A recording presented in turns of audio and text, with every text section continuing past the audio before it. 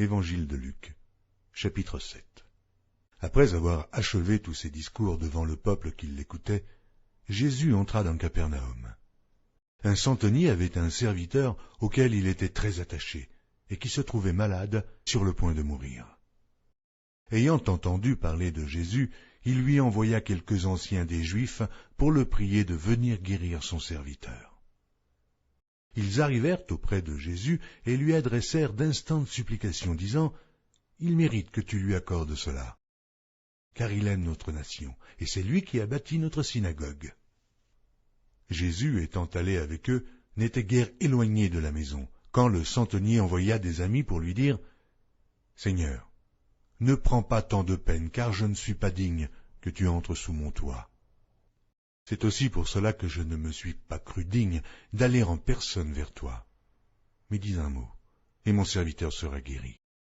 Car moi qui suis soumis à des supérieurs, j'ai des soldats sous mes ordres, et je dis à l'un, va, et il va, à l'autre, viens, et il vient, et à mon serviteur, fais cela, et il le fait. » Lorsque Jésus entendit ces paroles, il admira le centenier, et, se tournant vers la foule qui le suivait, il dit, « Je vous le dis, même en Israël, je n'ai pas trouvé une aussi grande foi. » De retour à la maison, les gens envoyés par le centenier trouvèrent guéri le serviteur qui avait été malade. Le jour suivant, Jésus alla dans une ville appelée Naïn. Ses disciples et une grande foule faisaient route avec lui. Lorsqu'il fut près de la porte de la ville, voici, on portait en terre un mort, fils unique de sa mère, qui était veuve. Et il y avait avec elle beaucoup de gens de la ville. Le Seigneur, l'ayant vue, fut ému de compassion pour elle, et lui dit, « Ne pleure pas. » Il s'approcha et toucha le cercueil. Ceux qui le portaient s'arrêtèrent, et il dit, « Jeune homme, je te le dis, lève-toi. » Et le mort s'assit et se mit à parler. Jésus le rendit à sa mère. Tous furent saisis de crainte, et ils glorifiaient Dieu, disant, « Un grand prophète apparut parmi nous, et Dieu a visité son peuple. » Cette parole sur Jésus se répandit dans toute la Judée et dans tout le pays d'alentour. Jean fut informé de toutes ces choses par ses disciples. Il en appela 2 et les envoya vers Jésus pour lui dire, « Es-tu celui qui doit venir ou devons-nous en attendre un autre ?»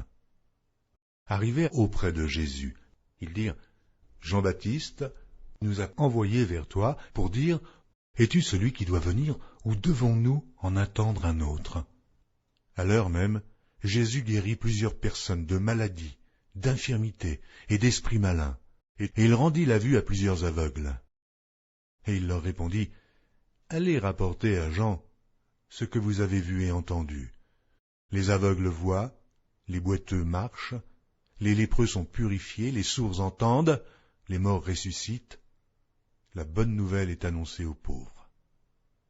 Heureux celui pour qui je ne serai pas une occasion de chute. » Lorsque les envoyés de Jean furent partis, Jésus se mit à dire à la foule au sujet de Jean, « Qu'êtes-vous allé voir au désert? Un roseau agité par le vent? Mais qu'êtes-vous allé voir? Un homme vêtu d'habits précieux? Voici, ceux qui portent des habits magnifiques et qui vivent dans les délices sont dans les maisons des rois. Qu'êtes-vous donc allé voir? Un prophète? Oui, vous dis-je, et plus qu'un prophète. C'est celui dont il est écrit, « Voici, j'envoie mon messager devant ta face pour préparer ton chemin devant toi. » Je vous le dis, parmi ceux qui sont nés de femmes, il n'y en a point de plus grand que Jean. Cependant, le plus petit dans le royaume de Dieu est plus grand que lui. Et tout le peuple qui l'a entendu, et même les publicains, ont justifié Dieu en se faisant baptiser du baptême de Jean. Mais les pharisiens et les docteurs de la loi, en ne se faisant pas baptiser par lui, ont rendu nul à leur égard le dessein de Dieu. À qui donc comparerai-je les hommes de cette génération, et à qui ressemblent-ils? Ils ressemblent aux enfants assis dans la place publique, et qui, se parlant les uns aux autres, disent « Nous vous avons joué de la flûte, et vous n'avez pas dansé. Nous vous avons chanté des complaintes, et vous n'avez pas pleuré. Car Jean-Baptiste est venu, ne mangeant pas de pain, et ne buvant pas de vin, et vous dites, il a un démon. Le Fils de l'homme est venu, mangeant et buvant, et vous dites, c'est un mangeur et un buveur, un ami des publicains et des gens de mauvaise vie. Mais la sagesse a été justifiée par tous ses enfants. Un pharisien priait Jésus de manger avec lui. Jésus entra dans la maison du pharisien et se mit à table. Et voici une femme pécheresse qui se trouvait dans la ville, ayant su qu'il était à table dans la maison du pharisien, apporta un vase d'albâtre plein de parfums et se tint derrière aux pieds de Jésus. Elle pleurait, et bientôt elle lui mouilla les pieds de ses larmes, puis les essuya avec ses cheveux, les embrassa et les oignit de parfum. Le pharisien qui l'avait invité, voyant cela, dit en lui-même, « Si cet homme était prophète, il connaîtrait qui et de quelle espèce est la femme qui le touche.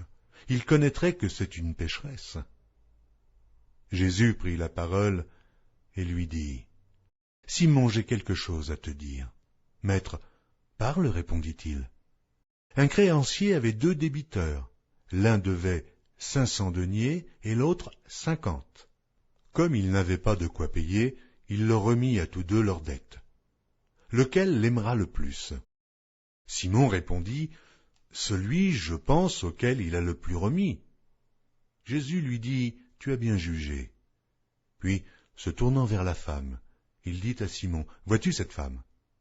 Je suis entré dans ta maison, et tu ne m'as point donné d'eau pour laver mes pieds. Mais elle les a mouillés de ses larmes, et les a essuyés avec ses cheveux. Tu ne m'as point donné de baiser, mais elle, depuis que je suis entré, elle n'a point cessé de me baiser les pieds. Tu n'as point versé d'huile sur ma tête, mais elle a versé du parfum sur mes pieds. C'est pourquoi, je te le dis, ses nombreux péchés ont été pardonnés, car elle a beaucoup aimé. Mais à celui à qui on pardonne peu, aime peu.